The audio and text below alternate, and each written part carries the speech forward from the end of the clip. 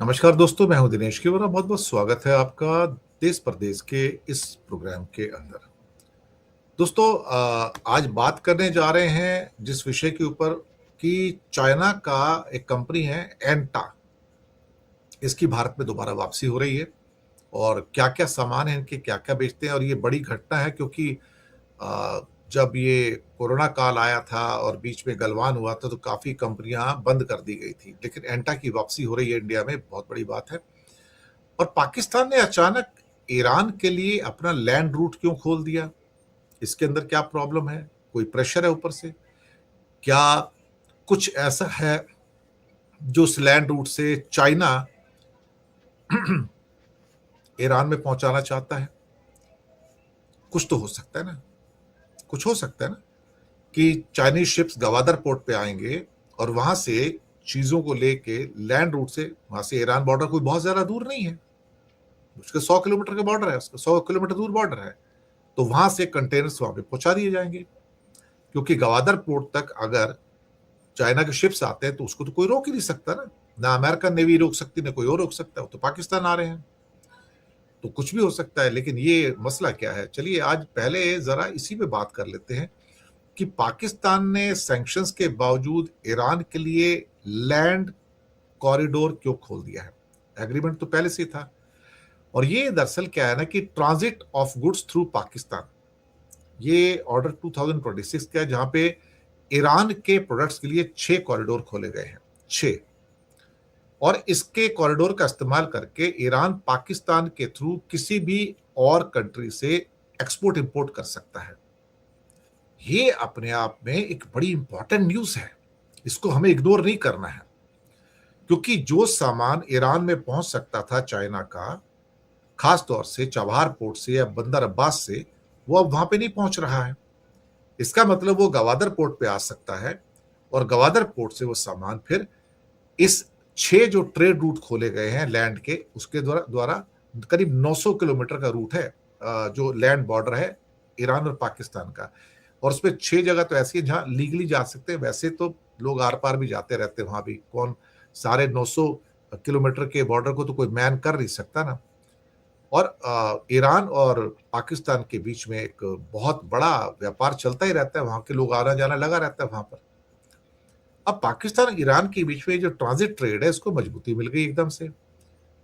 ये भी कहा जा रहा है कि पाकिस्तान की ओर से कि इस कदम से पाकिस्तान की स्ट्रेटजिक इंपॉर्टेंस बढ़ेगी और एक ट्रेड कॉरिडोर और लॉजिस्टिक हब बनाने की दिशा में हम आगे बढ़ेंगे। इसमें गवादर, कराची और तफ्तान समेत कई रूट्स को ट्रांजिट कॉरिडोर के लिए इंडिकेट किया गया है, और 909 किलोमीटर का इनका बॉर्डर है। और क्वेटा के पास तफ्तान बॉर्डर है, गवादर के पास गब्द बॉर्डर क्रॉसिंग है, और मंड पिशिन बॉर्डर है वहां पर। अब इसका मतलब है कि अगर ये ईरान के लिए ट्रेड कॉरिडोर खोलेगा तो पाकिस्तान को सेंट्रल एशिया की भी पहुंच मिल जाती, क्योंकि फिर ताजिकिस्तान, तुर्कमेनिस्तान, कजाकिस्तान, वहां भी चीजें पहुंचाने में पाकिस्तान के लिए बहुत इजी हो जाता है वहां से। अब ये जो ट्रेड रूट खोला गया है, इससे क्या अमेरिका नाराज होगा? मुझे लगता है अमेरिका को पहले बता दिया गया होगा। तो इसमें कौन कौन से रूट है यहाँ पर? इसमें एक गवादर से है, गवादर और गब्द, और वहां से कराची, पोर्ट कासिम, लियारी और मारा, पसनी और गब्द फिर से। और इसके अलावा कुछ और भी जो जगह है वो भी इस पे ये खोले गए हैं। अब पाकिस्तान ने ये कदम कैसे उठाया? क्या अमेरिका को भरोसा में लिया गया?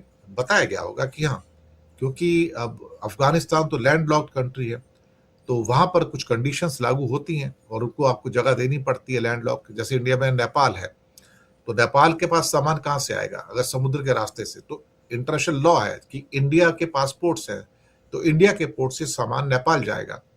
अगर इंडिया नाराज भी है तो भी आपको इंटरनेशनल लॉ के मुताबिक नेपाल का सामान आपको इंडिया के थ्रू होकर जो सड़क के रास्ते जाएगा वो जाने की परमिशन देनी पड़ेगी, या ट्रेन का रास्ता भी हो सकता है, रेलवे है वहां पर। तो अब यहां पर खास तौर से ईरान के साथ जो ट्रेड कॉरिडोर खोला गया है, ये अपने आप में एक बहुत ही इंपॉर्टेंट, मुझे लगता है कि एक सिलसिला है, क्योंकि हो सकता है चाइना का कुछ प्रेशर हो।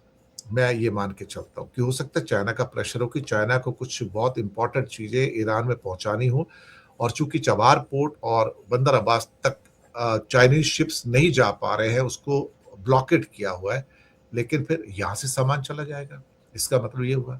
और ये भी हो सकता है कि बिना शिप के ही जिनजियांग से गवादर का जो सीपेक का रूट है, वहां से चीजें चलेंगी और चल के फिर यहाँ तक पहुंच जाएंगी, गवादर तक आएंगी, और बाद में ये सारे के सारे ईरान को शिफ्ट कर दिए जाएंगे।